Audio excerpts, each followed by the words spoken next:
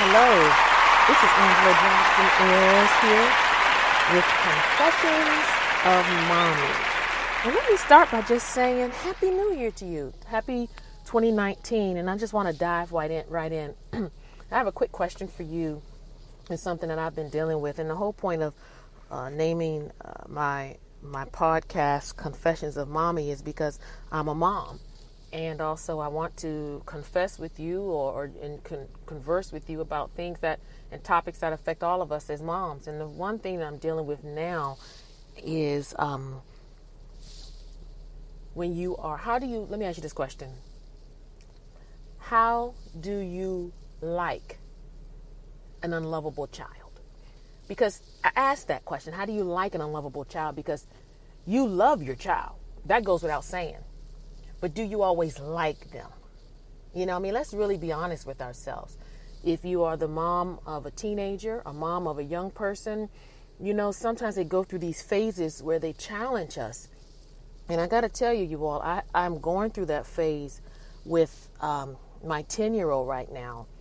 She's an amazing kid and she's extremely bright and everything. But she's also going through this phase where she knows everything, or anything I say. If I say up, she says down. If I say, okay, honey, it's time to wake up. She gets up on her own. But if I say, honey, instead of turning the TV on when you get up, just get dressed. And it's a song and dance. But mom, I hear that all the time. Mom, and it breaks my heart.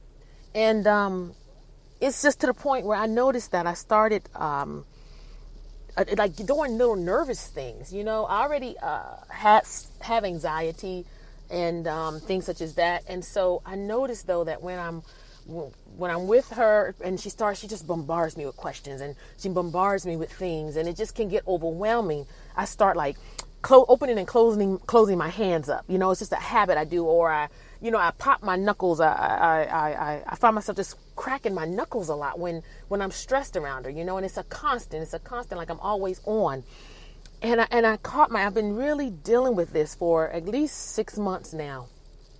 And I got to tell you all, moms, for a while there, I blamed myself and I still struggle with it, y'all. And I'm being transparent with you. I blame myself for why she may be acting like this.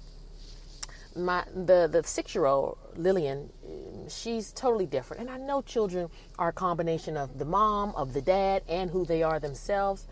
But Lillian's temperament is more laid back like her father. She's very easygoing, non-confrontational. Anna is the total opposite. She is like me. She's very confrontational most times. But then I think a lot of it too is just herself as well. But I'm going to tell you where the blame comes, where I blame myself. When she was little, she's 10 now, but when she was like maybe 2 and 3, this was before I started going to counseling and getting and being on medication for anxiety and depression and anger. But she saw me having outbursts of anger. You know what I'm saying? Like she saw me get so angry I would punch a hole in the wall. And she saw my temper, and I can't help but to blame myself for her seeing that. Now, let's fast forward to today, where I thank God I don't behave like that. I'm still a work in progress. Don't get it twisted. I had a very, very bad day today. Just stress got to me to the point where, I literally, and I'm going to be honest with you moms, I literally cursed out the DirecTV lady at the call center, because for 2 days now they have been getting things wrong and they still got my address wrong. I've been on the phone with them for 2 hours a day trying to put in an order, trying to get stuff together, and it has truly been an experience from hell. We moved and trying to get services of everything taken over to the new house. It's really been an ordeal. So I exploded on this poor woman. I am not going to lie to you. I own it. I was a horrible example of a woman of God. If you heard the things I said, I cursed this woman out, and it was just horrible. It was horrible, but I asked God to forgive me, Lord. But hey, I got to keep moving forward. I felt terrible, and I just cried and cried for maybe 30 minutes straight. My husband called me, and I just cried because I felt like I was just having a breakdown, and it just because over weeks and weeks of stress. But that's neither here nor there right now. The point is, I blame myself for why my 10-year-old now acts a certain way. So, first of all, what I did, and I'm going to tell you how I am learning to handle and unlike a child that you love, but may not be very likable right now in this season.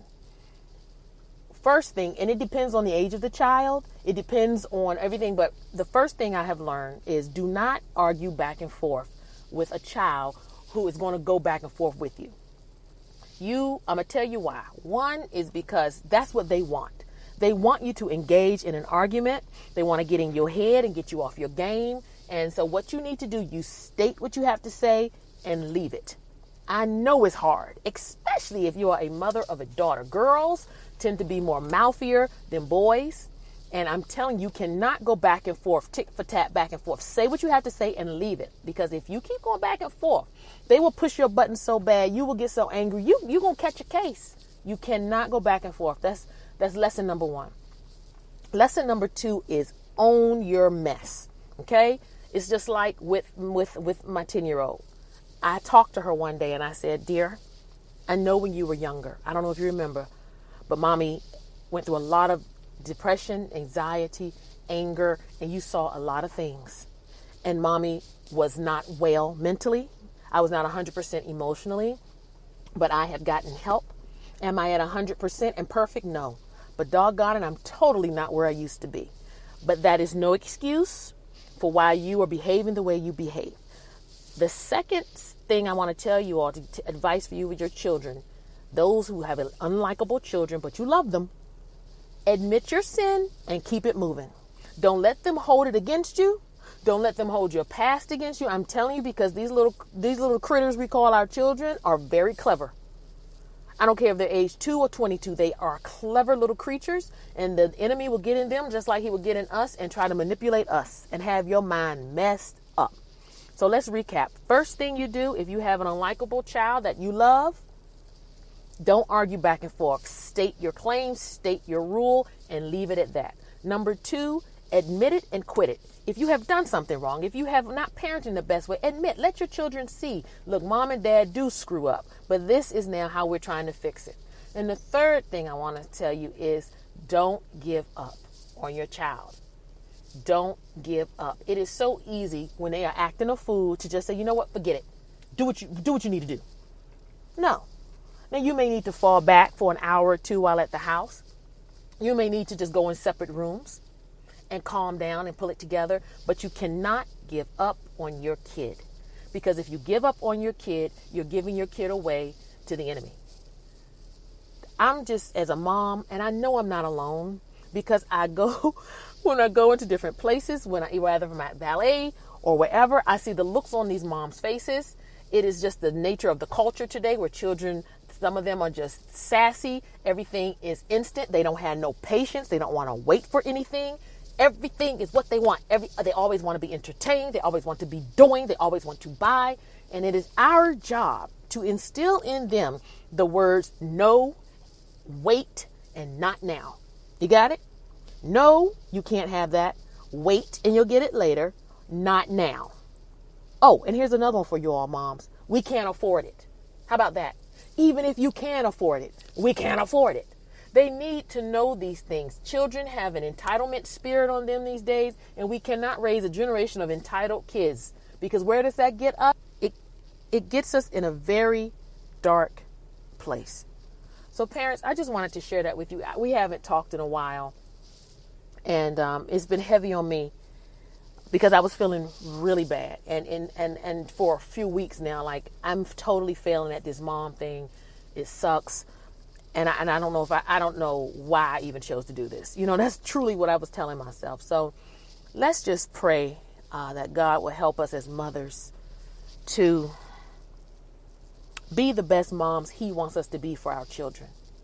He never called us to be perfect. He just called us to trust in Him with all of our heart and lean not in our own understanding. In all of our ways, acknowledge God. And I got to believe that He will direct our paths. Look, until next time, be blessed, and I'll talk to you soon. Thank you again for joining me. Bye-bye.